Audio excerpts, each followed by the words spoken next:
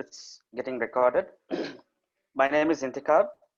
Anyone wants to have a discussion with me, you can probably chat with me on the text box, ask your questions. Also, we'll have some others joining in later, including a medical professional as well.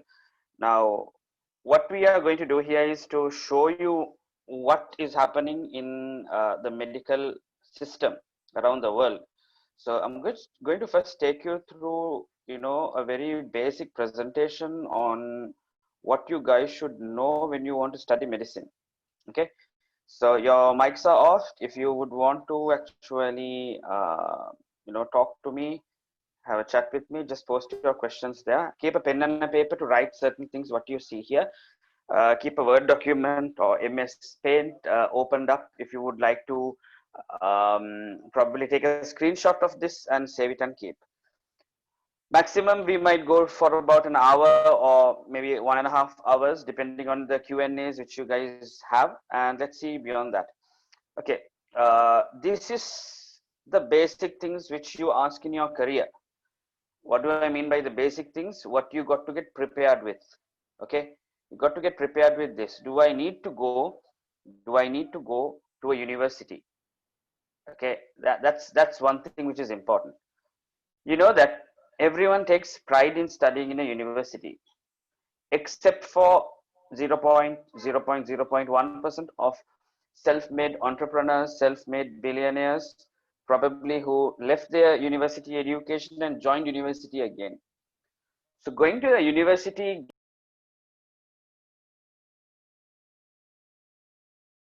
on a just hold on.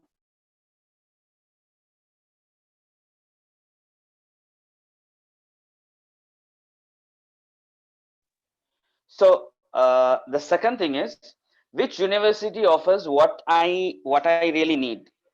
Now, when I talk about what university offers what I really need or what I really want, when I meet students, I talk about this aspect. Now, the best part in Zoom is that you get to write certain stuff. So I talk about 2030. Why 2030? Question mark. Why 2030?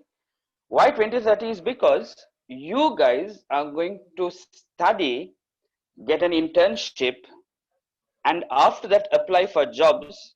And by the time you complete your licensing exams and anything else, it's going to be 2030 or 2028.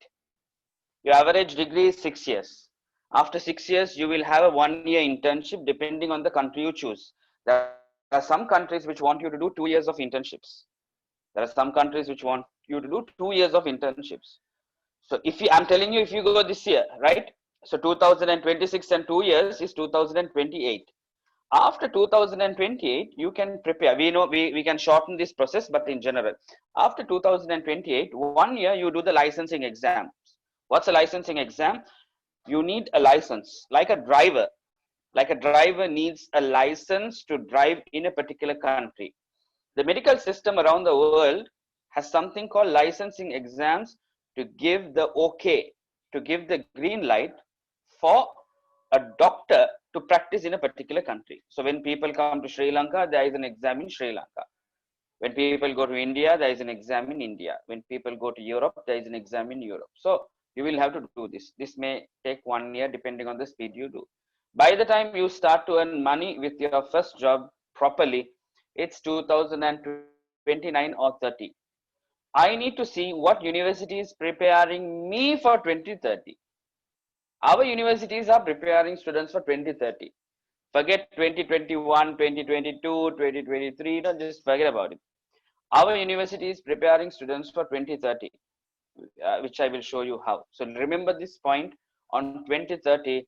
Why am I saying you this is because I'm talking to a bunch of students here who tomorrow are going to become doctors. When you guys become doctors in 2026, 27, there will be a lot of doctors as well. That industry is not going to die. It's always going to be there. With COVID-19, the demand for doctors increased. With COVID-19, the liking to become a doctor in the health professions increased. People wanted to become doctors just because after they saw what was going through with the COVID-19 pandemic. So I'm telling you that it's a super fantastic thing if you can become a doctor. It's an awesome thing now. By 2028, I would say that it will be high demanded. So if I have and created a doctor who knows to operate computer softwares, he will be better than a person who is only a doctor. Hear me out. A person who has studied 6 years is competing with others who have also studied 6 or 5 years, whatever. They are competing.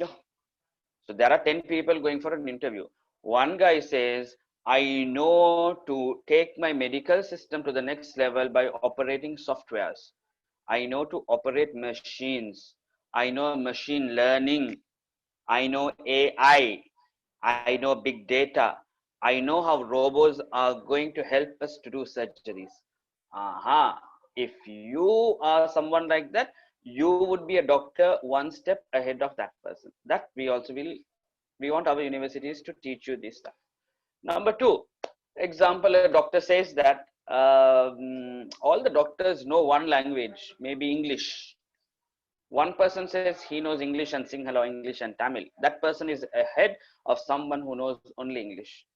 That's the reason, guys, Indian doctors are high in demand in United States than the American doctors, native American born doctors, because an American speaks only English, but an Indian will speak many languages. It's same in England as well. Same way for a Britisher, a born Britisher speaks only English, right? This person, and I have an interview on my YouTube channel. It's called IMC Study Medicine. It's where I interviewed a doctor called Dr. Uday Kandalama for a good 44 minutes. In England, I think he is in Cardiff. In Cardiff, he went for an interview with 8 doctors, and he was selected because of his language skills, nothing else. Your medical system, like how much of surgeries you know, is not the thing which is selected later. They want to know what do you know better, what do you know good, well. Let's say that in these 8 people there is a doctor who has done hundreds of TikTok videos, thousands of YouTube videos. He has thousands of Instagram followers. He says, I am a doctor with an opinion. I have a following. So I am ahead of someone who doesn't have that. That person gets the job. So what did I say? A person who knows an operating system, a person who knows an extra language, a person who knows an extra language. 2 extra languages, superb. 5x, there are some like that who like to study languages, good. Because the region you are working, you get to communicate with your patient.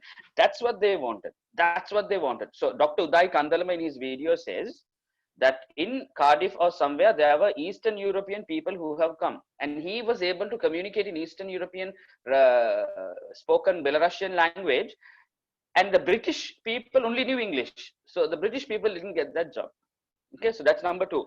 Number three is number three is, for an example of a person who has a dual qualification. We call it the triple qualification, which I will teach you what a triple qualification is. A dual qualification. I can become a doctor, but see, I would like to do something in biomedical sciences. Wow. Okay. Can we crop and take biomedical sciences and medicine and merge it together, marry it together? Yes. I'll show you how we do it. Can we have some research experience with that? I will show how that is done. This is what we are going to provide you. International Medical Campus provides you all this. I want you to listen to all this, know about all this, ask all your questions at the end of the session, and then come and meet us face to face physically and see how we can help you in the next level. So that is 2030. How long will I have to go to the university? Is my choice of university correct? To select a university, make sure that you have the right content, the right factors. I will show you how to select a university and how to not select a university. I'll show you after this, okay? How to select a university. Everyone always says the positive, right? How to select a university. That's good. I will show you that, but I'll also show you how not to select a good university. How not to select a good university, okay? How will I pay for my education? This is super important for your parents. Your parents are looking at, if I invest 1 rupee on my kid, how much can my kid earn back from that 1 rupee? If I invest 1 million for his medical education, 1 million is 10 lakhs, Laksha Dahaya, right? 1 million, how much do I get back? 8 million, 80 lakhs, how much do I get back? That's very important. How will I pay? Do I pay annually? Do I pay monthly? Is there any loan system? Can I break it into two payments? Hostel is 1 year, right?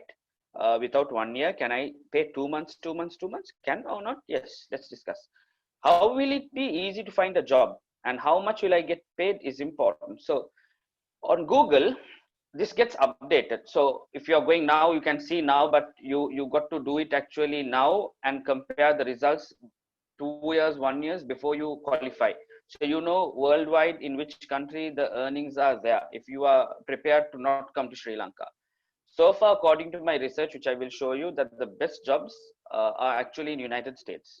A doctor earns a huge amount. It's close to 20 times than Sri Lanka. And I'm not exaggerating. That's what Google says, 20 times higher than Sri Lanka. Apart from that, Australia, New Zealand, Canada, uh, probably some of the European Union countries, some, remember I said some of the European countries, not all of them. So this is basically what, what we want to actually discuss with you. Now, let me take you to the aspect of how to select a university and how not to select a university. Okay, so this is quite funny as well, because I have students who actually look into both ways. So first of all, what do I have? How to select a good medical university and how not to select a medical university. Where do I start with? How to select a good university. First of all, if you are coming to Sri Lanka, is it SLMC listed? If you are coming to Sri Lanka, is it SLMC listed? If not, is it listed anywhere else, like here? What are these names? You can Google later and see. Take a screenshot. After I end this, I'll tell you a time. Okay, that's the last point of the slide, folks. You can take a screenshot, then take a screenshot and save it, right? Listed by the major other medical directories. That's important for students who are working abroad. You don't want to get stranded, right? Okay, like you studied, and at the end of the 6th or 7th year, when you're applying for a job, your employer says in a hospital that your degree is not valid. What did you do all these 6 years? Do you want to get stranded? No, you want to see everything before you go ahead with it. Don't you check your mobile phone many times before buying a mobile phone? Don't you see all that? Don't you check the laptop? Don't you ask it from others? I'm telling you to do the same research here. What about the ranking? Is it fairly good? Now, the best rankings are Oxford, Harvard, Yale, King's, Aberdeen, or Cambridge. These. It doesn't have to be that high, but at least is it fairly accepted? Is it popular? That's what we are talking about. What's the student-teacher ratio? What's the student-teacher ratio? The student-teacher ratio is something where I explain students in what you do in your school. So most of the Sri Lankan international school students tell me that, can you guys meanwhile comment me for one teacher in your class, how many students are there? Can you just answer it in the chat box? International school students usually tell it's 25 to 30 and government schools say it's about 40. Anyone? Umar, 40. Okay. Anyone else can comment? You can comment privately if you want to just be private. You want to comment in the main chat box, you can comment in the main chat box. Tell me how many students are there in the class which you're in school. Now, can you compare that with the tuition centers? Can you compare in the tuition center which you have studied at, you've gone to, what's the number of students they have there? I studied in a particular tuition center long time back, because we all go for tuition during A levels. I studied in a particular tuition center, and my teacher was, I was the last student of my particular teacher for that session. He never taught again. He is one of the famous ministers in the Mahinda Rajapaksa side. Is Bandula Gunawardena. Bandula Gunawardena, former finance minister and so former minister of many other things. He was a 27-year experienced economics and a business studies teacher for A levels. Okay. In our class, we had 3,000 freaking students. 3,000. Do you know who studies in that class? The first two rows. Because the first two row can see the board. The third row can't see the board. The 40th and the 50th and the 60th and the 72nd row is actually having a different chit chat and a different discussion going in all. Just that they are paying attention to the teacher. Of course, we can't play the fool, but there is a different thing which is going on because no one wants to pay attention. What's the student teacher ratio in these universities? An average university usually has about 40, 50, it just depends. University of Colombo, I used to teach for the master's program. We had about 60. So I am controlling 60 students there. That's at University of Colombo. If you look at China, medical school has close to nothing less than 200 students. Nothing less than 200 students. Pakistan, nothing less than 220 students. Nothing less than 220 students.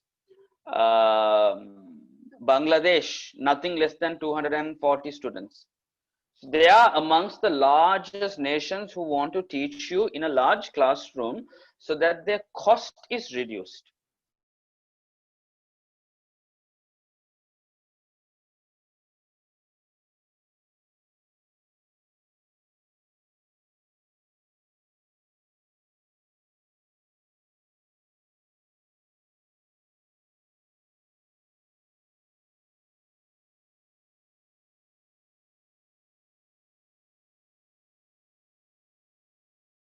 Into a point where you can't face an exam now because you've not got that training. So what happens is, if you can cope up with a small class, get exposed, and I literally say to get exposed. I literally say to get exposed. When the teacher is teaching in a small classroom, our classrooms are pretty small. We have like 10, 12, uh, 10, 12 or 13 in a classroom, and according to that only we do our classes. So what happens is, any student who cuts classes gets exposed. Any student who has not memorized and come gets exposed. So that's a huge advantage there. Let's go ahead. What's the academic system and the curriculum? What's the academic system and the curriculum? Are they teaching you something new? Are they having a dual qualification? Can I study medicine and do something else parallelly? My qualifications allow you to do that.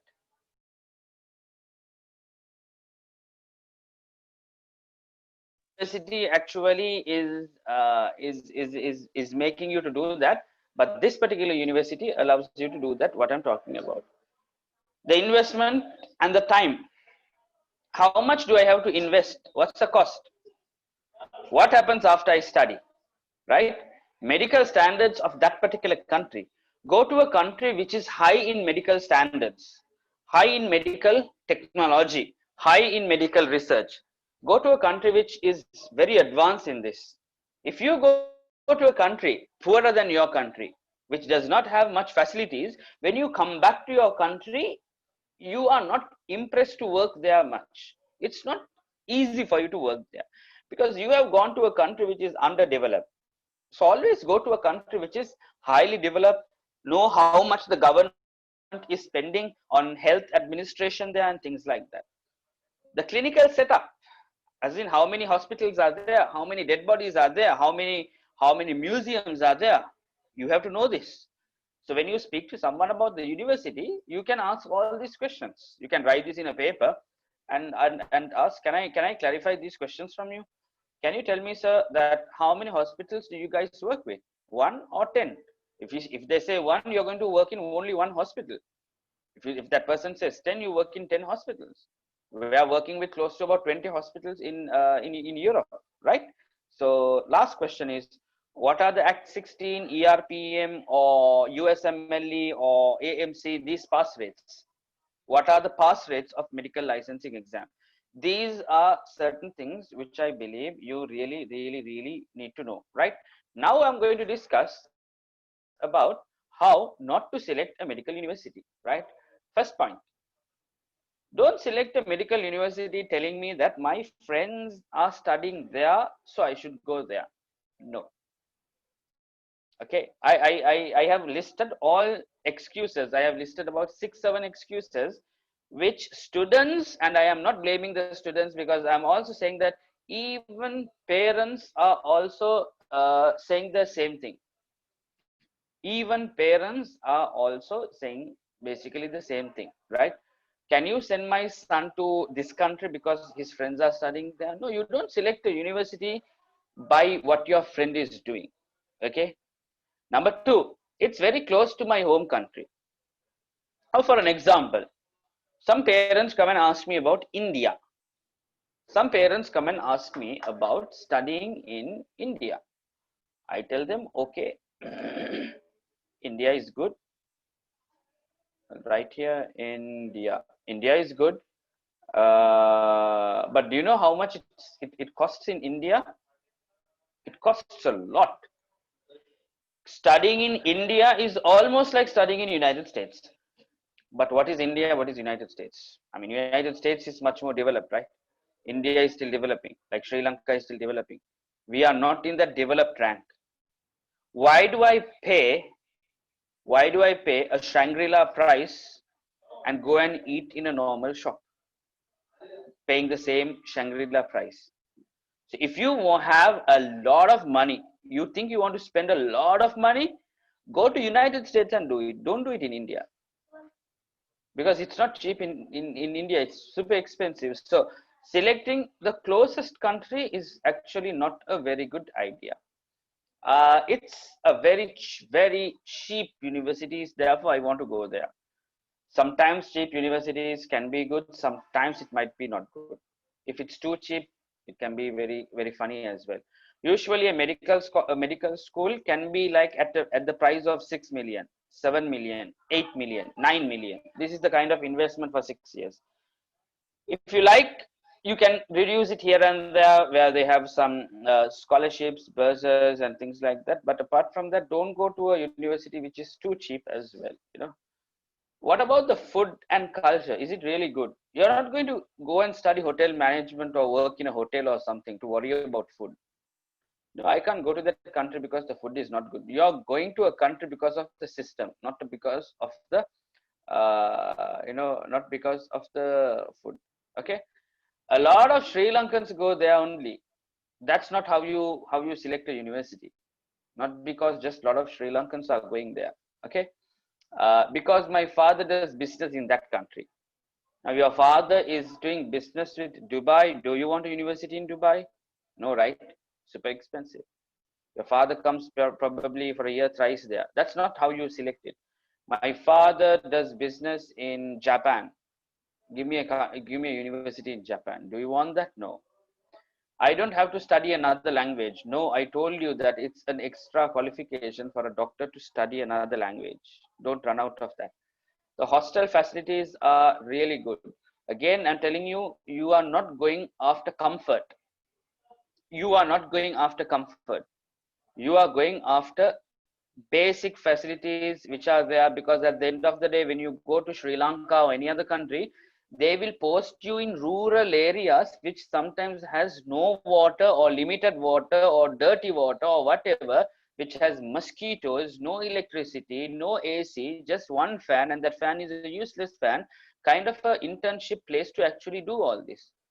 So you can't go and expect all the facilities under the sun. You can't do that. So don't get used to any hostels which has all posh facilities.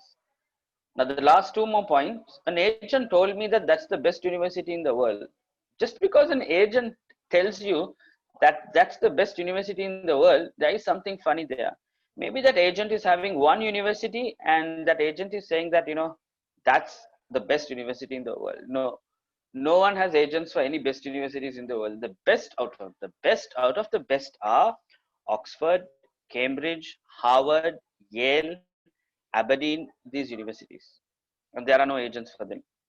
There are no agents for them, because an agent also can't apply, you also can't apply. It's so hard to get into those universities. Those are the best universities in the world. Why I tell you this is that I have heard some people having one Chinese university in their entire list and saying this is the best university in the world, and showing a particular university which is there. So those are the points. And the last point here is, my astrologer said to study medicine there. That's a pretty eccentric, eccentric idea. I mean, you didn't want to study medicine in Malaysia.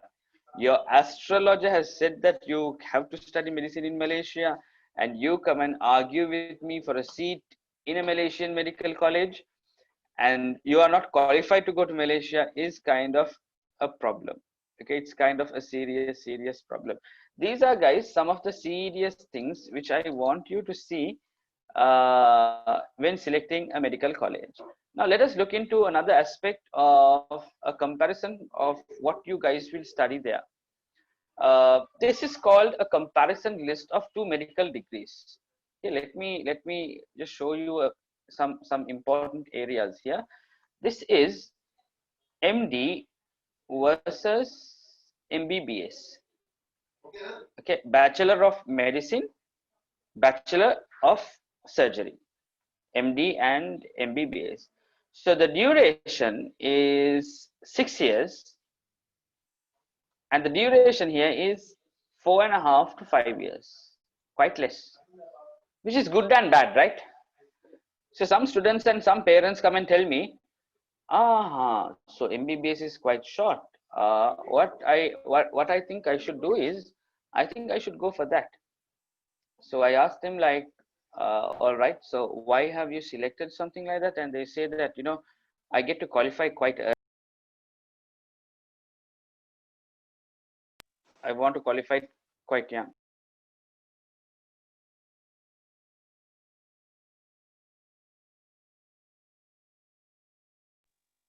So 4.5 to 5 years looks easy. Now parents love it. Why parents love it? 4.5 years, my son and my daughter is away from the country. They will finish this fast and come back. Okay, good. The student is also happy. We like instant Maggi noodles. Why, guys? We like instant Maggi noodles because it's easy to cook fast, right? We like shortcuts. If going to your house is 1 hour and there is a shortcut in 35 minutes, won't you want to do that? Yeah, you want to do that. Everyone is looking at cutting short of time, cutting short of distance, things like that. Why are we now doing it? Is because to make our life easy. But what if that cutting short is going to make your life hard? What if that is going to be quite complicated and make it hard? Then what you do is, you have to know about this. So I'm going to show you for an example what happens here. Okay. At the end of the day, these two doctors, the 6-year guy and the 4.5 year to 5 year guy, will be in the hospital. And let's say that it comes to a question on how many operations does the 6-year guy have, how many operations experience does the 6-year guy has, and how many operation experience, surgery experience does the graduate who has done a 4.5 years or 5 years have. Obviously it will be less. So I'm asking everyone here to be, let's say, to be in your mind, think that you are basically in the hospital. You have an operation to do, and this operation is to do some surgery. And in this surgery, what you do is, you have kind of like an operation to do, and there is a person who has done a lot of operation, there is a person who has done little operations. You will of course go for the MD person. You will of course go for the MD graduate here.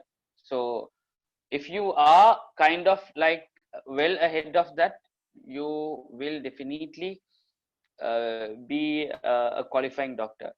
A couple of other things at the end of the day, what's common in this is that both are recognized. There is no doubt about that. Both are recognized. There is no doubt at all about that, right? At the end, the biggest difference is the number of hours invested here. There you go, the number of hours. You will have more hours than, you know, more hours than others. So that's the whole thing. I would want you guys to take a screenshot of this and save it and keep. Can you immediately take a screenshot? I'll just pause it at the moment here.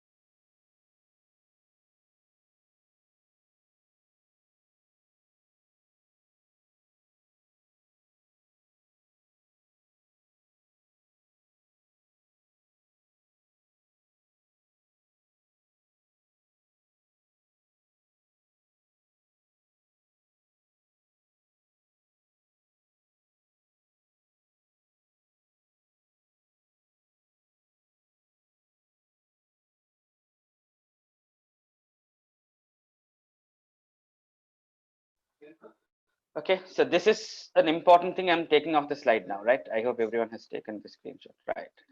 Now let us look into careers here. I'll tell you why it's easy to find all this in one place, right? That's our website.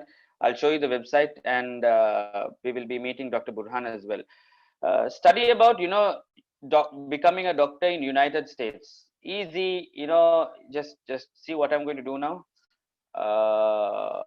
I go here and I say how to become a doctor in USA. Also, you can replace the word in why to become a doctor in USA. They talk to you about the extra benefits you have. This is like, how do you become a doctor in United States? So this is the after your degree level. This is the licensing thing which they're talking about. You will have to go through that. And most importantly, guys, in a Google search, go to these other questions which people have asked. Pretty interesting. How many years does it take for a doctor to become for a person to become a doctor in USA?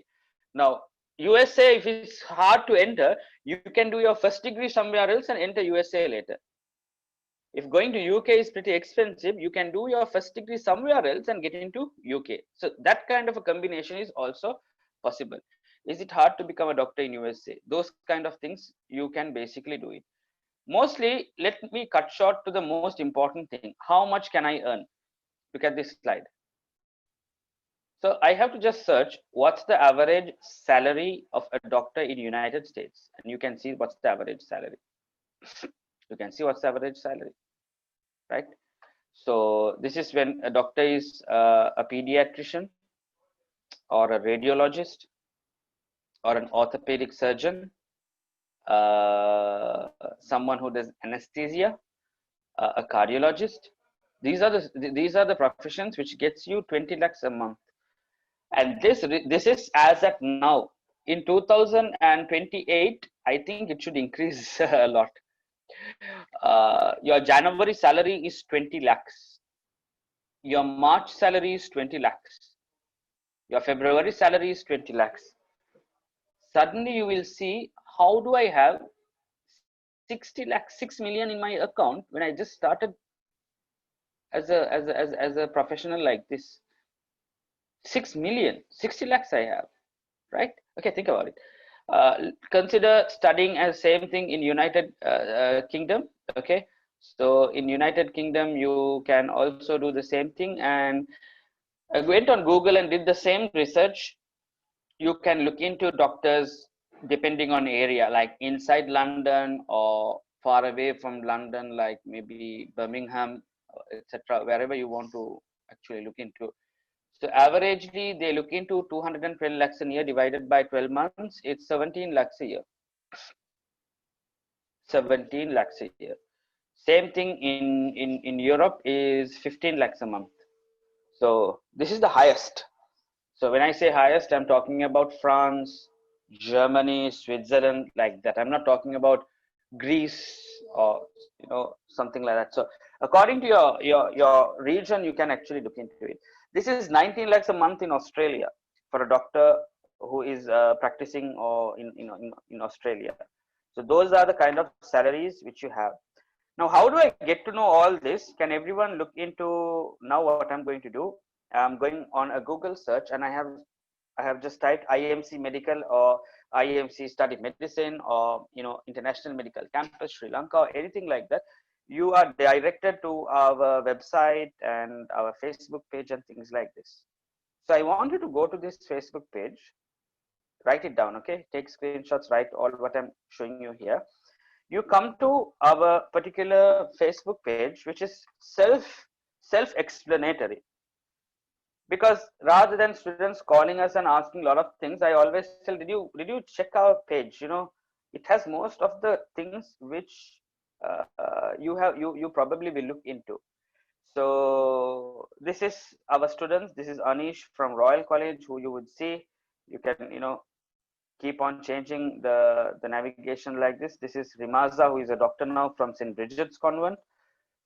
This is Vidhi Chand, who is a student from Asian International School, who is in her 5th year, if I'm not mistaken. And this is Janesha Ratnaik, who is also a 4th year student in the Whittam State Medical University. So you can go through this and you can see the number of placements we have done, the years of experience we have, and the branches we have, and how we are growing. The schools and programs, we have pre-medicine, which I'll take you through that. We have the other popular universities listed here. Pretty interesting. You can go through all this. Okay. Then you can go through some of the other universities, the Russian universities, and study destinations, etc. Oh, wait a minute. I'm confused with all these universities. Can I select it country-wise? Yes. Here you go. Belarus, Latvia, India, and there are more options. Okay, you've got to navigate through this. Videos, testimonials. These are my interviews done with all these students. You can click into all this and go ahead. Upcoming events, upcoming events which are there, you can go ahead with this. Latest news from what we've done in our travels and things like that can be done. So this is how we are going to. In this, I would like you to go to about us. You will see all the people here who are going to facilitate and help you, and the facilities we have at IMC. So let me just click you that. This is the front office, as you can see, and I'm speaking to you from there. Our classrooms are Wi-Fi enabled. They are having a computer in each classroom. It has a multimedia as well. This is important for students who are doing a course with us. That's the pre-medicine. What is pre-medicine? For students who don't qualify for A-levels can still become a doctor. A-levels is not important. A-levels is only important for countries like Sri Lanka or Maldives. Every country in the world, Canada, United States, all these people, go on Instagram and Facebook and type and see this. You will get all the information on this. One of the doctors who has the highest Instagram, TikTok, YouTube followers is Dr. Mike. I don't know how many of y'all. I don't know how many of y'all have are aware of Dr. Mike. Dr. Mike has a lot of medical related content. What he does. Yeah, Umar, I love his content. I mean, if anyone can follow Dr. Mike on Facebook, he has Instagram, he has he's kind of giving reviews on Grey's Anatomy. If you are watching this stuff, you will know what I'm talking about. Pretty interesting of how he tells, and he's kind of treated as the hottest doctor in the world, Dr. Mike. These people didn't do A-levels.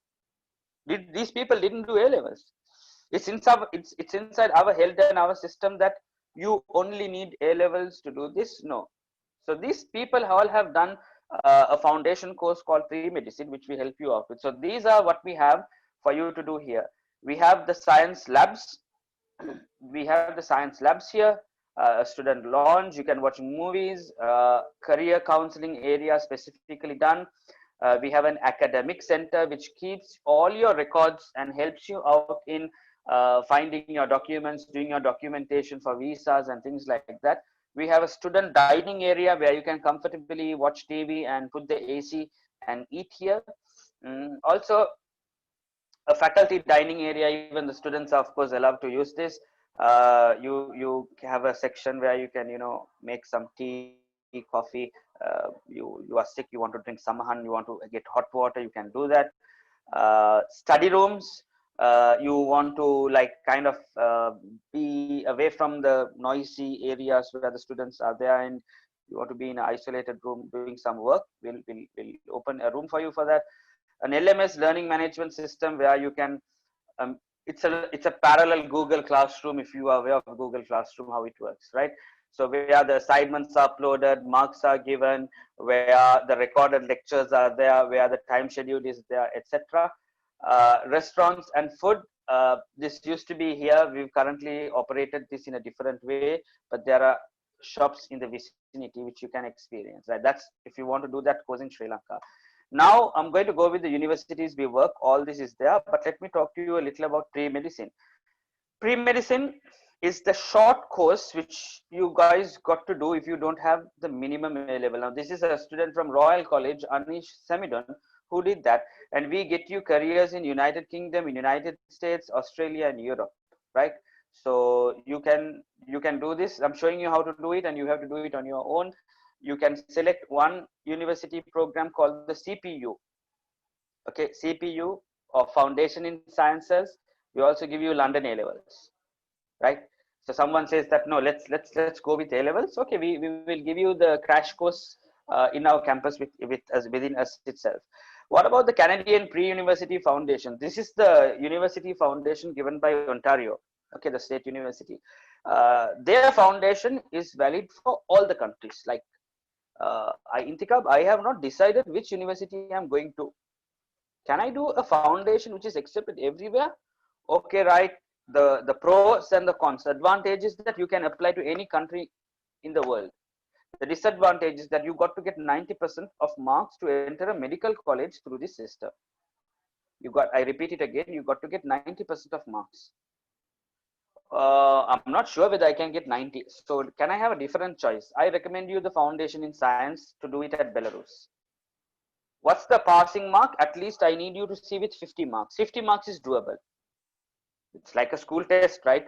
A school test. If there is someone who is in their 20s, come on, you are weak. You need to uplift your game, and you need to at least be up to 50. Anything above 50, I can put you to a medical college. So I recommend you this if you feel that you don't want to take the risk of trying something which you're not sure of. So go through this, you will get to know more about it. Finally, what is more important is medical licensing. I told you in the beginning, right? What is this chat about? I want to become a doctor who earns really well. I want to settle in my life. I want an extra citizenship while I work somewhere. You know, I want to be in a very developed country. I like to go in a neighborhood where, you know, less crowd, less people, less traffic blocks. I want a very cool environment. I like to see snow, you know, once a year. I like to wear a tie and a coat and take my laptop and travel in a bus, travel in the subway. I want a life like this, you know, on my way to university. I want to walk. I want to take my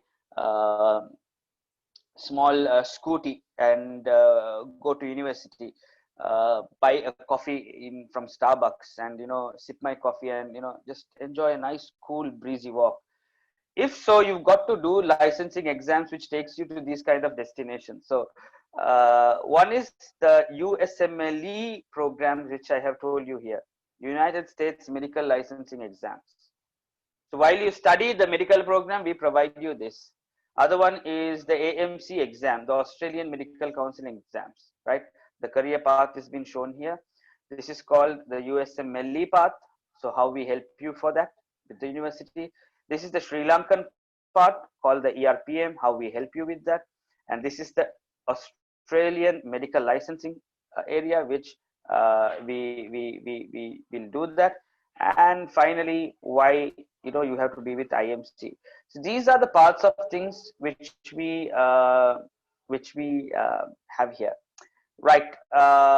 We are going to now look into another few aspects for the next 5 minutes, and we will have Dr. Burhan here with us, and let's have a chat with Dr. Burhan on what he has done in his career, in his life, things like that, right? I always tell that students that, we want to paint a story for you, man. We want to paint you a nice picture. That picture is your career.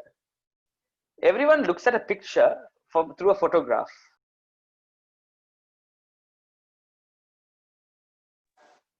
We want to look nice in our photographs, right? So that's why we take 10 photographs for Instagram and we just select what's the best, and we just ignore what are the other 9. I mean, how well can we paint a picture for a student? So everyone has a story. I'm going to share a story, and I want to know what's your story in this. This is 3 friends who joined us, 3 and a couple of friends who joined us, who wanted to become doctors. Random friends. They are in the university now. Okay, Joel Albert, and Ketmi, and these students are actually with us. So he's from Gateway, he's from Maldives, and she's from Visakha. These students went through quite a lot. They wanted to study medicine. They wanted to picture themselves in a class university. They were just random strangers like this, like you and me. Okay, random strangers. But now, little by little, their life has been changing. This was one of the last photographs they took in Sri Lanka when they were with us. One of the last pictures taken by them, one of the last selfies. Have these people transformed? Let's take a look. Does the medical school lives up to its name? Does a medical school change people, or people are the same yet? Let's see whether medical schools can change. Oh my God. Is this Joel Albert? This is his Instagram page, okay? It's just, unedited raw pictures. This is a Gateway student who is now doing this. Just imagine how proud his parents would be. Just imagine how happy would his teachers be, his friends. I always tell students, when you're going to a faraway university, sometimes friends will say, oh, we used to play cricket, we used to watch movies, we used to go out, we eat together, we used to run around in a bicycle, all those. I mean, we're going to miss all that. Guys, they will all appreciate and respect you when you put a picture like this of you. They will honor you. They will know that this guy means business. This guy has taken up the world's hardest profession. This guy has taken up the world's most noble profession. Okay, and it's not easy. This is another picture. These are no outsiders, guys. This is Joel and Ketmi, this girl. Okay, this girl from Visakha. Okay, this is what they have. This is also another student from Bishop's College. Okay, this is again where they started in Sri Lanka. This particular picture is taken in Sri Lanka in our labs. Can you see what have we transformed, students? Who says that medical college doesn't change life? Who says it changes to the betterment? Okay, everything is like that. I mean, guys, your teachers will be happy to see one day this student Joel. I'm just telling Joel, just think that this is you to become a pediatrician. Just imagine your uncles and your aunts coming and giving their small babies for you to look after, for you to check when you are a pediatrician. Wow. Okay. I love meeting all our students. This is done, during the alumni time where we meet students, and these are all like the students who actually have done these programs in Sri Lanka, and they are basically there.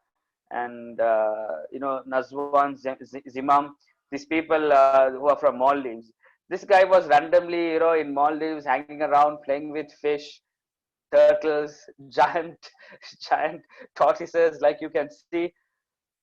Can we change this guy's future? by more than a click of a button. Can we paint his picture to something like this?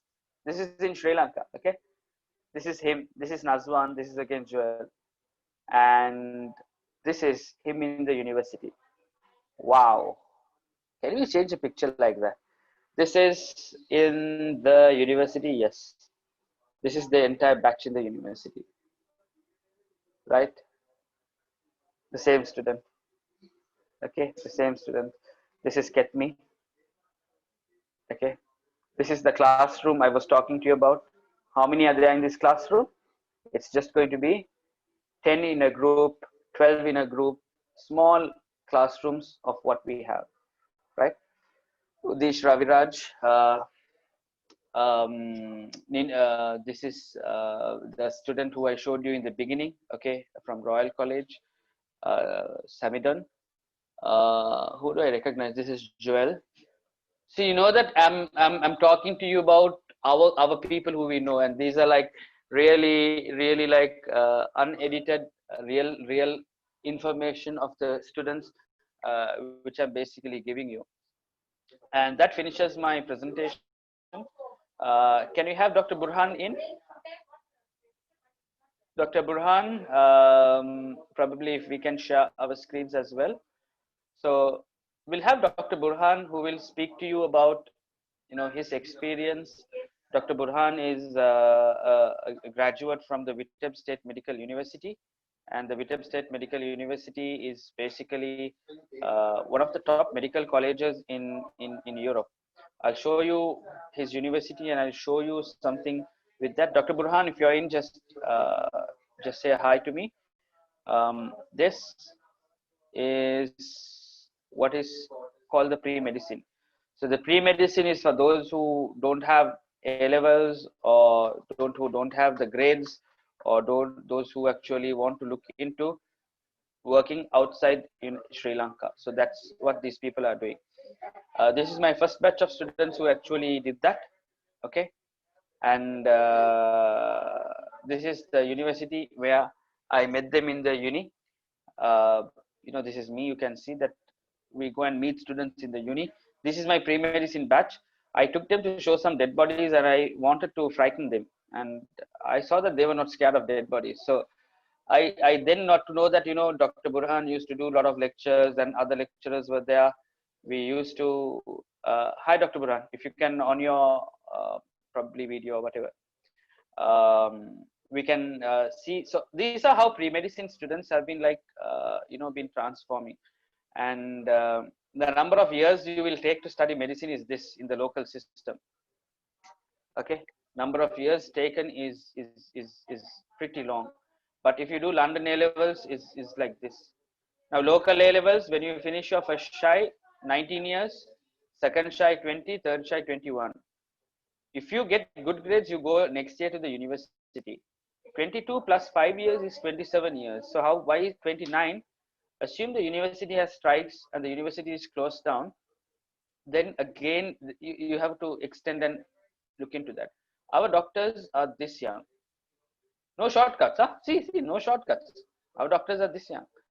And this is what we cover in pre-medicine.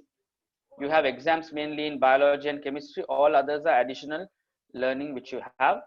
And a pie chart to show you like what we do with A levels and what we do with pre-medicine. I like to clear this out. Why should you do A levels? Why should you do A levels? Number one, you do A levels to become a doctor. That's understood, no? That's straightforward, no? A doctor. A level bioscience, okay? Also with bioscience, what can I do? I can go into psychology, PS. What can I do? I can get into dentistry, T. Okay. Mr. Intikam, I don't like all this. I like to go into biomedical sciences, biomed, B. I just say B. I want to go into other than biomedical, other sciences. I say S. See the options you have. What are the sciences? It can be chemistry special, it can be chemical engineering, it can be biomedical engineering. I mean, it can be all of these, you know, you can get into all of these stuff. let's say, I'll draw a line here. Let's say a person says, I tried my luck in science. I hate it. I hate it. I don't want a career in this. But somehow or other, I have started this and I didn't pass well. I have a SSS, or I have a SSF, or a DDE. I have very poor results, but almost, cramped up. I'm really fed up. What do I do? I think I should try business management. You can or not? You can. I think I should try accountancy now. I'll say A, accountancy like SIMA. I am a SIMA lecturer, so I'm telling you, SIMA. I can do all these guys with this. So what is different between A? What is A levels? A levels teaches you for all this. It's broad. It's broad, man. It's very broad. How much of this is needed for medicine is taken in the pre-medicine program, and we teach you only that. That's why pre-medicine is doable and it's hard. It's not going to, you can see my hand, right? Okay, let's say chemistry syllabus is this much. A doctor doesn't need to know this, but a general person needs to know. So they teach you all this. A doctor needs to know only this. So we teach you only that, and we put you to the university for the other courses. Okay, see how it works? Same with biology. Same way with other programs. You don't need to learn a lot. You don't need to learn a lot. So let's say that your chemistry textbook is 300 pages. Your pre-medicine textbook can be 50 pages. You have to study that 50 pages to become a doctor. In chemistry, in the A-level system, the 300 pages is additional stuff which they have put, which you don't need to know to become a doctor, because A-levels is not teaching you to become a doctor. A-level is for other things.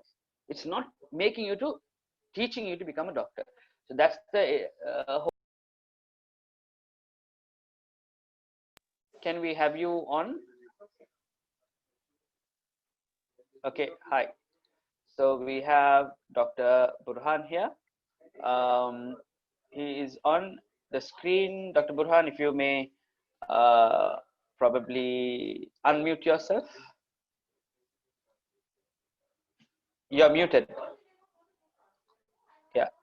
So this is Dr. Burhan's university, which we are going to just quickly go through. And Dr. Burhan, can we have a chat with you on the university, which you basically have looked into? And that's to study in this particular university, the Vitebsk State Medical University, of Belarus. So Dr. Burhan has walked through these steps on and off to see most of the seniors get qualified from here. And today there are thousands of doctors who have got qualified all over the world.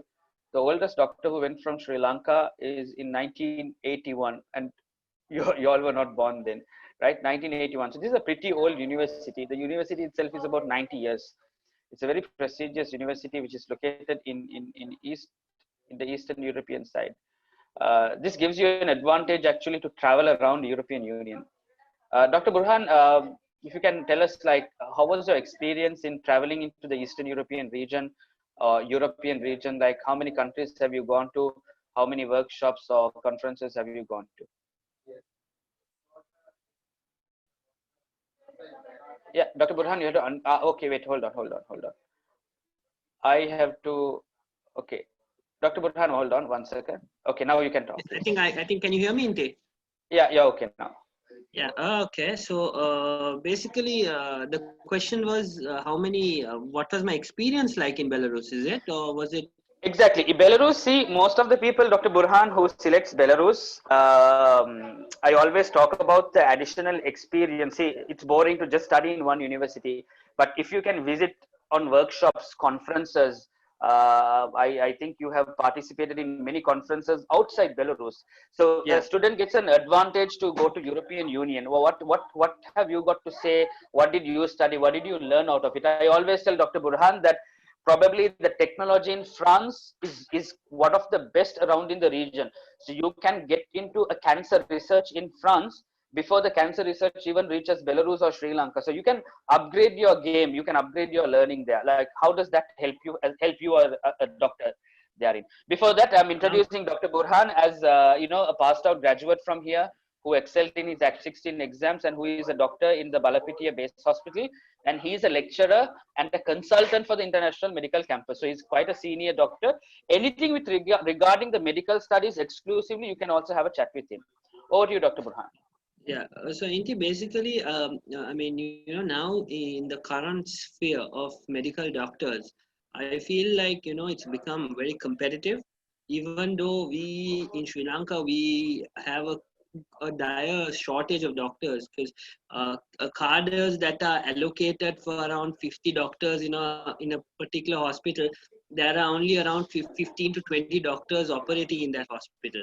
So that shows that there is a significant shortage of doctors, which is something that I think the Sri Lankan Medical Council is trying to work on, and actually implementing exams and getting a lot of doctors into the whole system. But that being said, when you look at all the other countries, you look at USA, UK, and all of those other countries, where you need to actually make sure that for you to actually work there, it's not only based on your qualifications, it's not based on your experience, but it also depends on this particular thing about where the amount of conferences that you've taken part in, the researches that you have done, and so these things do play a significant role. And in Belarus, you have the opportunity in actually taking part in a lot of researches with the particular subject matter that you are you are interested in. For example, it can be microbiology, it can be pathology, it can be surgery in a particular research, and then getting an opportunity to present it in the university. And if that research is accepted, then you can actually go ahead and publish it on a national level with all the state universities in Belarus. And if you have that potential where it is something groundbreaking, you do have a potential in going into the European Union summits and actually presenting your particular research. So it does add a lot of depth into your CV. It adds a lot of depth into your resume that actually enhances the ability for you to actually get potential jobs in different parts of the world, right? So a lot of importance has to be given. Now in Sri Lanka, it's not stressed on, but ethics, medical ethics, is quite an important aspect if you look at all the developed countries. Like, for example, if you look at USA, UK, Australia, all those countries emphasize on the importance of how you deal with patients. Now in Sri Lanka, it doesn't work that way, because you see overwhelming number of patients that do come into the hospitals. Therefore, that is actually taken for granted. But in the other parts of the world, that is number one. How you make sure that you follow the medical ethics with regard to every patient. How you are very particular in examination with regard to the whole medical ethics side. So there are a lot of differences in it. Obviously it does add a lot of basically cherries on the top of this story that you were actually trying to tell these students. It does emphasize on what type of person you are. It does emphasize on the type of person that you want to be, a type of doctor that you want to be.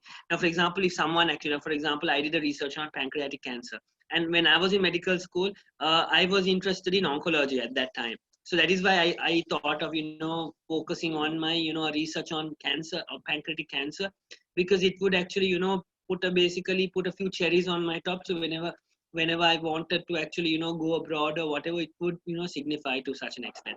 So far it has been kind of very fruitful that I have done something like that. It has come into a lot of advantages. The fact that I've done the research, I've learned about all of that. So it does you do get a lot of opportunities like that when you're actually working. I mean you're studying at Vitebsk State Medical University, or any reputable university in Belarus. I would also say Grodno. Because Grodno State Medical University also does have quite the same system as Vitebsk. But obviously, if you ask me, if you had a son or if you had a daughter, and if you ask me where you would want your son or daughter to go to, definitely I would always say it would be my alma mater. That would be Vitebsk State Medical University, because I know for sure, because I've been there, I've done the whole process, I've gone through those 6 years, I've come back to Sri Lanka. whatever I've learned, whatever the foundation that was there, I've come back here, implemented it out here, and passed the exam in one go. So clearly showing that, you know, the knowledge that you gain out there is good enough for you to come back. I mean, I would say go back to any country and actually work. Yes, you will have to do a little bit of preparation, but you know, it's not impossible. It's absolutely easy possible to be done. Okay, awesome. Um, uh, this is hi. We have, I think, Horace and Kiri also in the class. Okay, so that's I think a very good insight in how probably areas from different backgrounds can Indeed, help you. if you could let me share, some of the my presentation, I would be able to quickly grasp. I mean, you know, show them what are the things that are there and the whole journey. So it'll be quite easy for them to understand what I'm actually talking about. Okay, shall we do this? What I'll do is I'll quickly show them the VTEBS option Okay, in great. in Sounds in, good. in four Sounds five good. minutes, and then you can take it from there, right? Yeah, yeah. So, Okay, guys, perfect. this is one university which is basically located in Belarus, and it has these. This is in a nutshell, a 6-year MD program, and how many doctors are practicing in Sri Lanka. More than 300 doctors are basically practicing in Sri Lanka. So this is a 6-year program. Traditionally, if you come with A levels, we put you into that option, and if you don't have, we will give you the pre-medical option to go on with.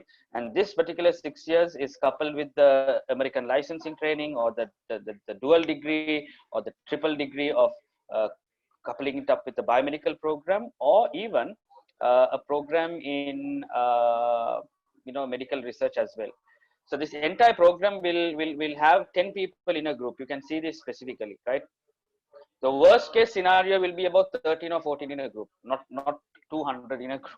Okay, that's that. And this is how the university ranking is. It's ranked 391. Okay, it's a 391 ranked university, right? And this is the buildings we have here. The buildings. This is myself in one.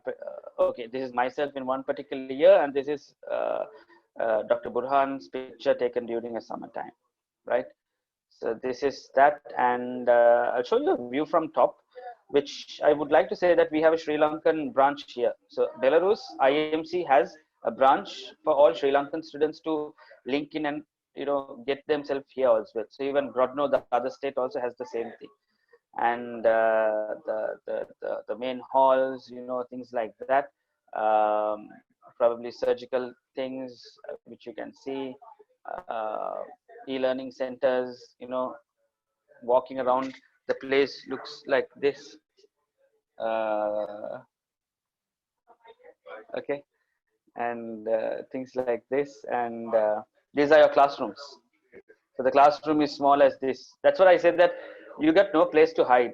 That's keeping you on the roll, right? You got to memorize, you got to do your homework and things like that. This is the microbiology unit. Okay, microbiology unit, and you have enough dead bodies there, and all this stuff what you can see here. Okay, all this. So the operating theaters and meeting patients. This is what Dr. Burhan has been doing all his life. So he will probably do another presentation with regarding to this with you. So this is basically what they've been doing. Okay. So if this you're up to this, we are there to help you. Okay. So I'm coming to the library part, all the English medium books. Okay, and the computer labs. Okay, the computer labs. The other professors,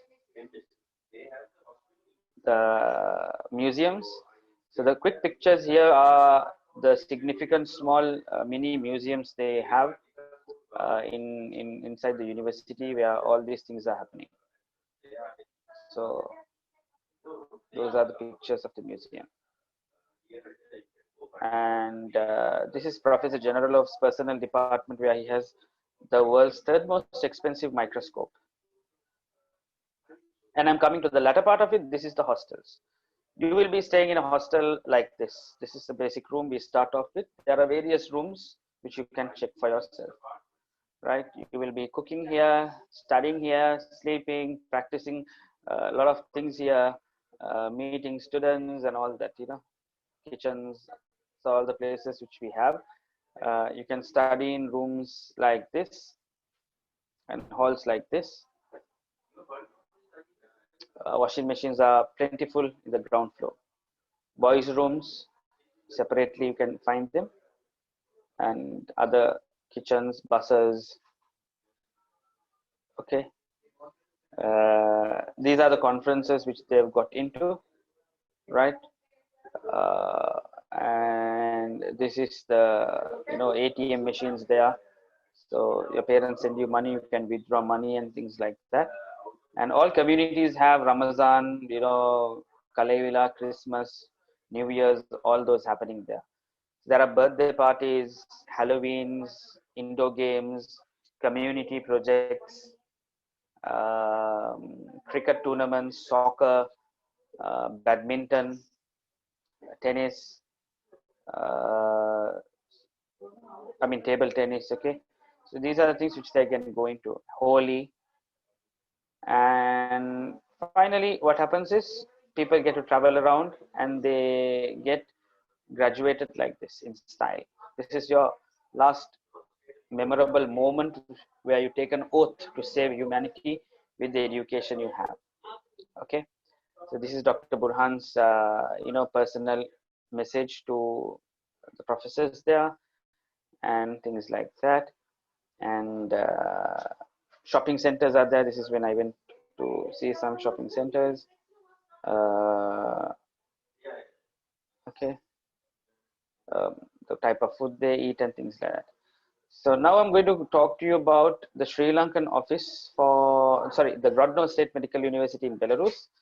We have the Grodno State Medical University also, which is ranked at 357.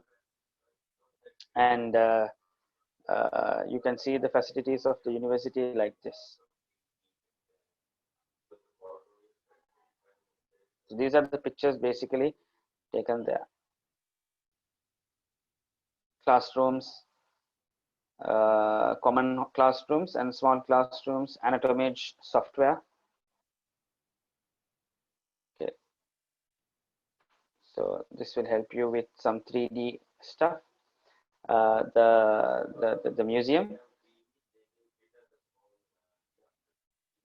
Okay, and you have the libraries here. You saw small classrooms, English medium libraries. Okay, reading rooms, simulation labs. So they have all these excellent facilities in the simulation labs. All what I'm showing you is now in a state-of-the-art simulation lab. So if you feel you can go for this, I would actually encourage you. So it's two universities in two different states. This is the gynecology section. This is the cardio section.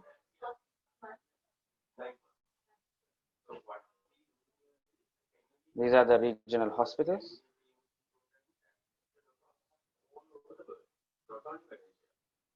Okay, and coming to the latter part of the canteens and all that, playing areas, gym, hostels, modern hostels. So this is some of the selfies taken in the hostels. Toilets, all this stuff.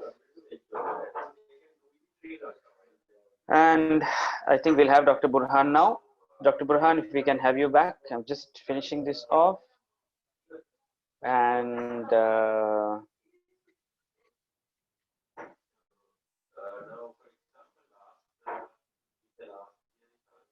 we are back with Dr. Burhan. So this is the Grodno State Medical University's pictures. If you want to come to Sri Lanka, I would recommend you this in Belarus. If you want to, get your practice elsewhere, we can probably go with that.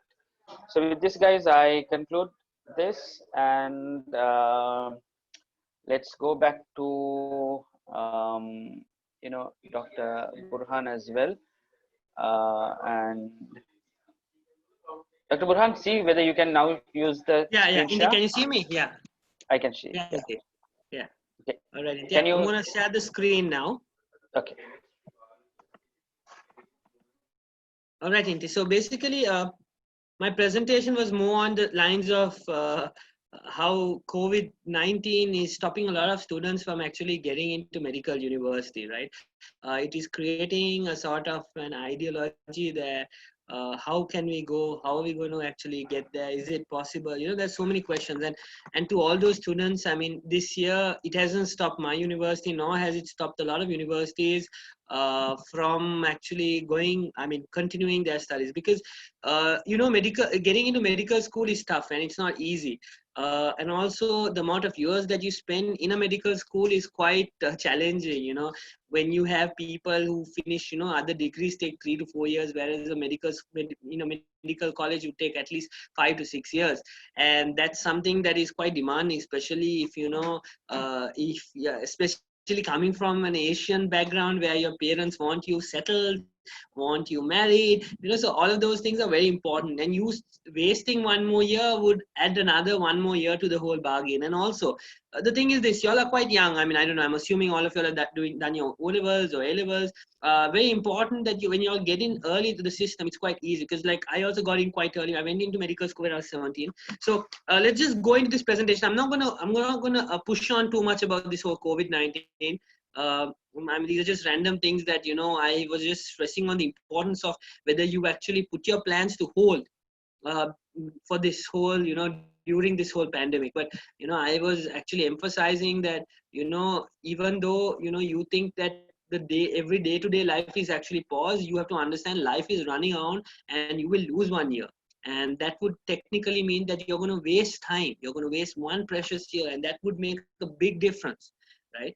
And another very important thing is, because if everyone's having the same mentality, that's going to oversaturate the people who are supposed to go into university this year. If they decide to go next year, there are those who are anyway going to graduate next year, and that's going to create an oversaturation of students who want to go into medical school. But you have to understand, every university will have a quota of students that they can take. Doesn't matter because last year we had less. No, they will only have a particular quota, because that is the quota that is allocated from their grants commission or from the government if it is a government university, right? So those things are always there. Therefore, it is very important not to waste time. If you have the results, or if you are in that place that you are ready to make that decision fast. Because when I'm actually going to be telling you about my story, I'll be talking about the curveballs of medical school. And one of those curveballs is basically age, right? And age is a very important aspect. That I'm not saying that you're okay now, you're 20, 21, 22, now there is no point in getting into medical school. No, I know so many people who are 25, 26 when they get into the first year of medical school. So medicine is quite it's a field that is something that is absolutely unique on its own, right? It is something where you will reap the benefits the moment you start working as a doctor. And I'm not talking about financial benefits, I'm not talking about monetary benefits, I'm talking about the satisfaction of doing your job. And that is something that I don't think there is any job in the world that you could compare to, right? And especially when you've treated your patient or you've saved your patient's life, and when that patient comes back and says, Bhoma Istuti, or in whatever, thanking you in whatever way, and that is that reciprocal feeling that you get is nothing compared to anything that you can feel, right? And that's the beauty of coming into the whole medical practice. It's the service that you can do for people who cannot actually afford simple things in life, and that is just medicine. So it's a very significant thing for me. It's very, very, it touches my heart, and that is why I become more passionate about the things that I do and what I do and the things that I advocate for, because I feel that it's something that you can literally change people's lives, and it's just a very small gesture. It can mean anything. The smallest thing that you can do, making sure that you look into it, that could completely change their day and automatically change yours. So that's the beauty of medicine, and that is why I love it. eternally, I see a lot of people say, Burhan, if you could go back to time, would you still do medicine? Because a lot of things. I mean, I'm not saying that it was just an easy piece of cake, where it was a just easy road. No, I had a lot of hurdles in, and I'll be trying to actually, focus on those hurdles when I actually do this presentation. But I would still say those hurdles were completely worth whatever I am right now reaping, right? And I'm again, when I say reaping, I don't mean financially at all, right? I don't. I mean, I'm a government servant. I'm still a government doctor, and I don't get any financial benefits. Therefore, I want to actually stress on this very important thing. Don't think now, okay, you become a doctor, you're going to become very rich, you're going to, get money. Yes, that's going to happen later in your process. But the most important thing is keep that in mind, that you are becoming a doctor for the service that you can do for the people. It can be in Sri Lanka, it can be in any other country that you want to go to, right? Just remember that if you go with that noble ideology, you can actually do quite a lot, and you will automatically earn whatever you want to. But the most important thing is what you can do for the people. And I think that is why it is such a noble profession up till now. And I feel, and especially during this COVID crisis, the importance of what we did, the importance of people who were in the front lines, not just the medical doctors, the nurses, the minor staff who actually help us, transport patients. So it was a very significant aspect of, what all of these individuals did to make sure that we tried to contain the virus. Anyway, moving on. So as I was actually from an international school, I went to Lyceum International School, right? I had no I was just doing my London A levels. That was a Cambridge A level, so I had no opportunity of getting into local university, right? So all I had to look for is working in getting into a university abroad, a foreign university, right? I thought that if I did my studies well, if I actually did a lot of extracurricular activities, like I became a prefect, I was a house captain. I thought that that would add in my resume and I would get a very good scholarship.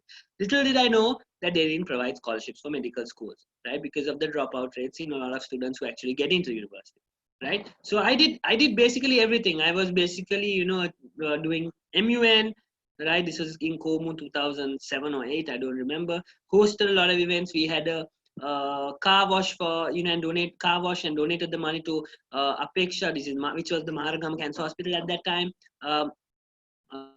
Took part in a lot of conferences, mostly MUN.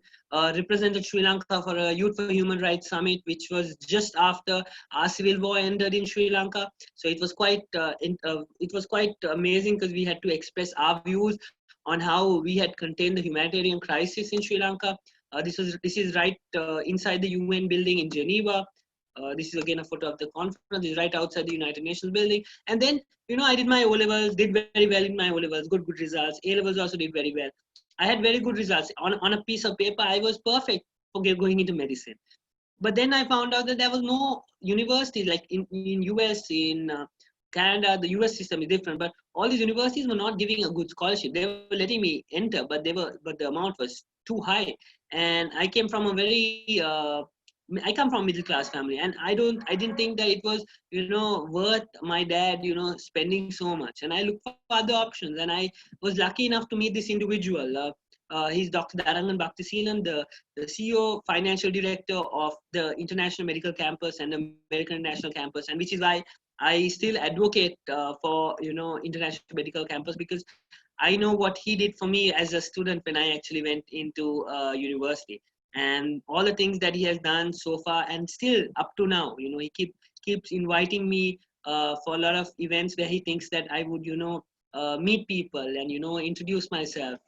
So I feel like that's a person who genuinely cares about his students, and he still does up to now. He still remembers every single name of the students that he has sent in studying in Belarus or in any other country, not only in Belarus, in India, in all the other parts of the world. And he knows every year that that person has gone, and his or her particular thing about that student, and which is very amazing, because that's what even I want to actually do, because I want to actually help students out, because it's something it's something that you help a student out, and you in 6-7 years down the line, you'll see that student as a doctor, and it's very nice. It's something where you help someone make that decision in taking that step and doing something, and that student becomes a doctor and helps another person, and it's a cycle. And I would hope that you would do something again for that other person later on when I'm actually quite old, and you would be doing it, and then that student of yours would be doing it. So it's a cycle, and he taught me very important things. He taught me how you're supposed to choose between a university. I think which Inti has actually stressed on about the MD program versus the MBBS program.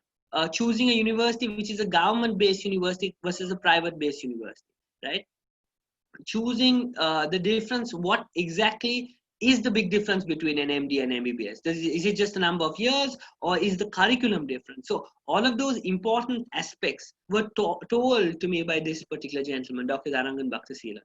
And I still value up to date. So it's very important that whoever you talk to, you ask the right questions. And I mean, if you're interested, feel free to, if Inti is your counselor, feel free to get my number, or if you want to talk to me, you can just arrange an appointment. I'll definitely help you all out in making you all understand the processes of how you come back to Sri Lanka. What are the things that you need to do? What are the things that you need to focus on if you're interested in not coming back to Sri Lanka and going somewhere else, right? So this is me just before I went into university. I'm just going to skim through, right? This is again in the university. So it was quite challenging initially, because I was a mama's boy. I had to actually, I never made a bed tea for myself. I never knew how to actually even switch on the stove, right? And I had to go there and cook for myself. I had to wash my clothes. I had to clean the corridors of the kitchen or the bathroom. So it was a very different experience. It was an experience like none other. But at the end of the day, you become very independent with whatever you learn out there. And that is another plus point that you gain from going into a university abroad, because you need to pick yourself up and you need to figure out what's important, what's not important, focus on your priorities, and make sure you do what you've actually decided to come here. Luckily, with my results, I got an external scholarship, not through the university, but from from an external source, and I was lucky enough to get into university. Did my university studies very well, right? So these are again a few more stuff in the university. And this is something that I would want to focus on. Now, if you look at the image on the left hand side, that's a subject that we do call allergology. That's basically study of allergies. Now in Sri Lanka, if you look at allergies are now we are moving into a spectrum where there are allergologists in Sri Lanka, but those days allergies are managed by physicians, right? There was no specialty of doctors who were focused on allergies, right? But in the MD, right, they specifically have a subject where they focus on just all the allergies in the world and all other things that they can do. How can, if a person has a chocolate allergy, right, is there any way that person can actually eat chocolate? So there were researches that were done. So that is the advantage of an MD. An MD is something far more significant. It's not just the number of one extra year, but it is about what additional knowledge that you get. Definitely it's not going to be useful coming back and sitting for a exam in Sri Lanka. Definitely not. But if you're planning to do your post grad in a particular field, definitely it's going to be very beneficial. And it has, because for me, as I want to do surgery, the things that I've learned in my program has helped me right now with my stuff, right? So it's quite beneficial on that hand. So these are more photos of us in university. This is in the operation theater. This is actually at the X-ray. So basically, there is no issue with regard to talking to patients, because that's something that is quite challenging at some other countries. All of those are government universities, right? So, right. So basically, you need to actually, focus. I mean, a lot of people say that you will not be able to see patients, because patients will say, no, I don't want to see. But as it's a government university, they have government hospitals, and as they are government hospitals, right, patients actually come free of charge. So they don't have the liberty of, like, for example, if it's a private university having a private hospital, as the patient is paying money for his medication, he has the right to say, I don't want this student coming and actually examining me. Absolutely fair. But in a government hospital, it doesn't work like that, right? So now I'll actually, go a bit more right? In something where, I want to focus on this. This is something very important because I feel that it is something that it was a stepping stone in my life, right? This was the first time I got to hold a scalpel. Now, when I went into university, I thought I wanted to become an oncologist. Does anyone know what oncology is? Basically, it is the study of cancer, right? But when I went into university and when I picked the scalpel for the first time, right, I realized surgery is something else. You get to, it's very fascinating with the tissue planes and it's amazing. And I started admiring surgery. But when we had this particular rotation on topographic anatomy and operative surgery, this Professor Sharokova told me that Burhan, I don't think surgery is what you need to specialize in. You are quite, you are an overthinker. You love to think about things, and I think you would work with any other field. But I don't think surgery is something. Surgery is your call. And I was a little disheartened. I kept saying, "Why, madam? Why are you saying something like that?" And then she said, "Look at your suture lines. They're horrible, right? Usually, you don't have the talent for it." And that kind of put me down because it was I actually enjoyed it, and I was like, okay, this is amazing, this is something very quite interesting, and I would like to specialize in something like this. And then someone who I look up to, and I still do, okay, I still look up to her, and she said it with a good heart. She's like, Burhan, you can do whatever else you want, but no, not surgery. And I kept on thinking about it, and I was like, okay, let's just forget it, let's not do it. But then I don't know, there was a part of me that kept believing that hard work is everything. And I said, if I am not talented, if I'm not born talented, who cares about talent? Let's let hard work, let's let experience make me get better at what I'm actually doing something wrong. So you won't believe it. I went in, day out. We had a simulation laboratory where you could pick up suturing materials and start suturing. I went day in. I had other rotations, but after that rotation, I would go and practice my sutures. I kept on doing it. During my internship, I kept on doing it. I improved to such an extent where I have improved drastically. And I still have at this moment where I have my nurses. When there are patients who have basically cuts in their face, they keep telling the patient, you're lucky that you have Dr. Burhan, because he takes his time in making sure the sutures are quite neat, because that would create a bad scar if you don't put a neat suture. So I according to Professor Sharokova, I didn't have the talent. But what did I have?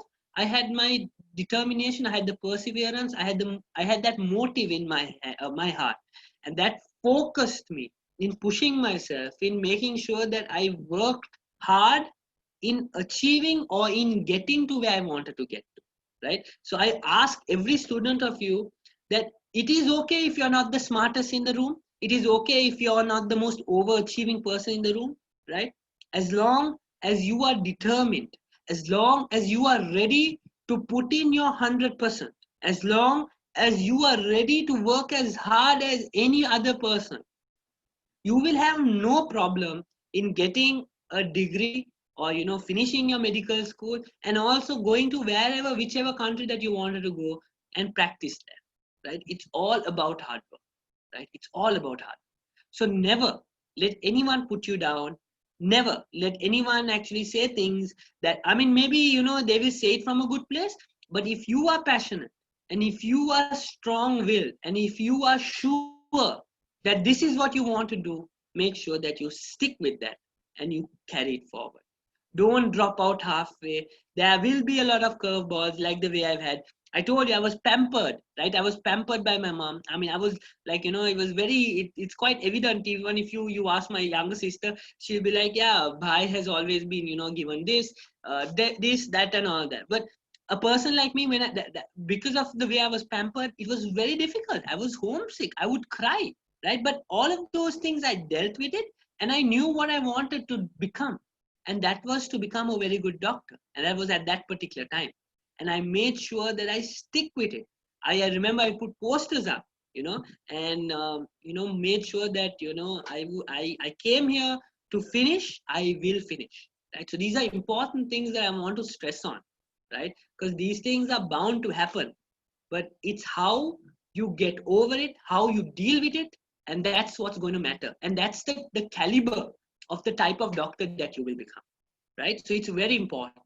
right? So these are again a few more photos of us in medical university. I still remember this picture on the left hand side with the scanner. I think it was our first on call night. I remember with surgery as a medical student, we are supposed to do nights. And it was horrible. I still remember, like, you know, you're allocated patients, and like I still my other group mates, we get a room, we get basically a classroom that we can stay in the whole night. So there are 4 or 5. So we are given particular sectors of patients. And unfortunately, all my patients needed surgeries in the night. So I had to go with them everywhere. And I remember this was just taken, I did it on very early in the morning before the next early morning conference. This is with the pediatric in the pediatric hospital. So this is Professor Olga Matushenko. She was my pediatric professor, and now she is actually head of the international department at Vitebsk State Medical University. And also, it's not about completely about, you know, I'm not the type of person. I'm not saying that, you know, you should go study, come back, eat, sleep, study. No, it's not like that. You need to have a balanced life, and you need to have meet the people out there. You will, you know, learn about their culture. You know, you will meet the best of professor. This is Professor Radetska. The reason I put these 2 photos is to show you all how amazing this job is. The person on the right hand side is Professor Sachik. He is 92 years old up to now. I think he was 92 until 2018. So basically he must be now 94, right? While he was 92, he would still come to the hospital, right? He was the head of the general surgical department. He would still come and at least do 2-3 surgeries. He's 92 years old. What is he getting out of it? It is the mere passion, right? And that is the significance of actually becoming a doctor and living the dream of a doctor, right? That's the person on the right.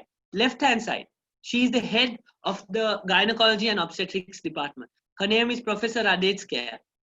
What does she have? She went through stage 4 ovarian carcinoma. She had a uterus removed, she had the ovaries removed, and she had a fallopian tube removed. She went, I think, with around 6 or 7 stages of chemotherapy, radiotherapy, and she still, up till now, comes to teach students her particular field of obstetrics and gynecology, and someone who has suffered a gynecological oncology, right? Oncological cancer. And she's recovered, and she still goes ahead and comes and teaches medical students.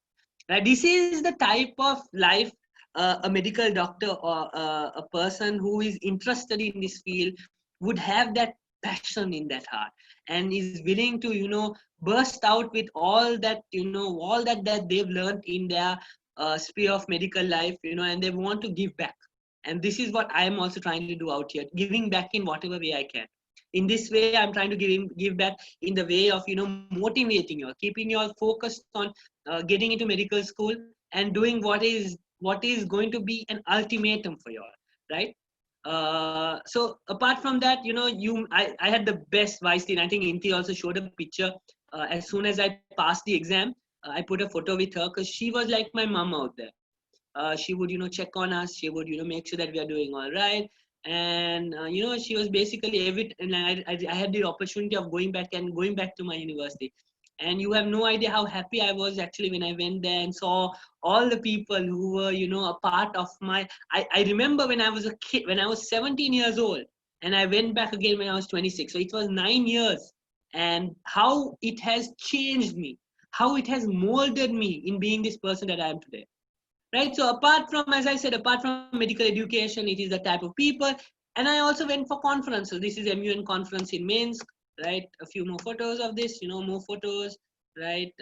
Hosting events, cultural programs, right? So I remember this was actually for a news article, news channel, where they wanted to see what type of culture in Sri Lanka we had.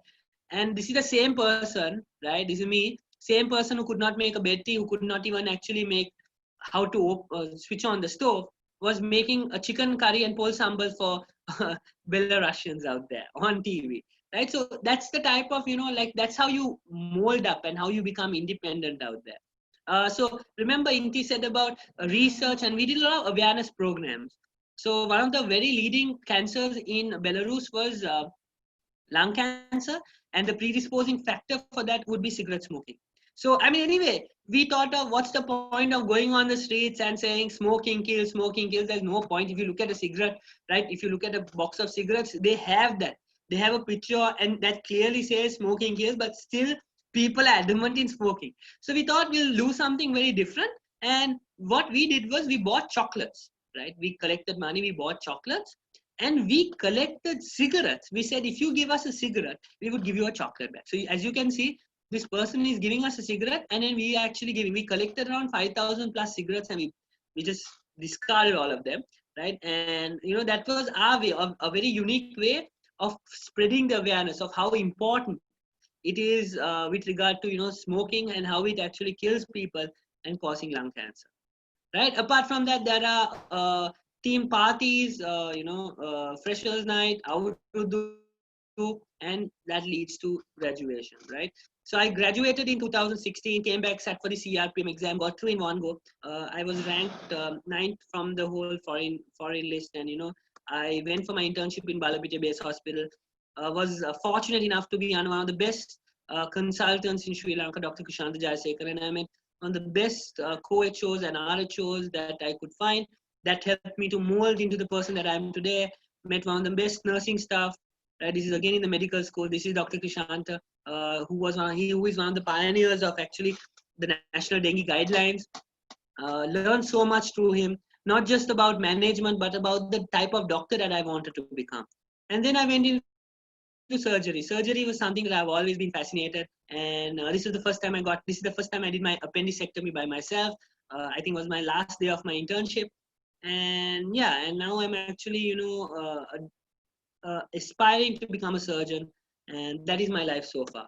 So, there are a lot of things that I've actually mentioned, but at the end of the day, what I would want to say is life's curveballs are there, right? Whatever said and done, there's going to be a lot of curveballs thrown at you, but make sure that you're prepared to be unprepared. So, you are ready for anything, you're ready to find a solution, and make sure that you're going to follow your dream. Inti, over to you. Hey, hi. So I think that was a pretty useful thing, which was Dr. Burhan's own story, rather than talking about other people's stories. So that's Dr. Burhan's own story. We are almost to close this session. We are now ready to take Q&As. Guys, this recording will be on our YouTube channel. The IMC Study Medicine channel, and it will be on our Facebook page. Anyone wants to recap some notes, take down some screenshots, write down something, please check it and follow us on Facebook and Instagram and YouTube as well. Any questions with regarding to what was being discussed? Any questions? Okay, I guess we don't have questions. So, any questions? Hello?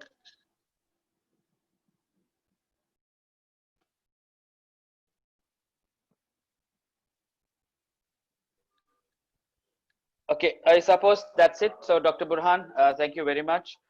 On behalf of IMC, AIC, thanks a lot for this session, and I thank everyone who looked into this on this Saturday. I'll WhatsApp you guys the link of this session so that you can probably have it for your own record.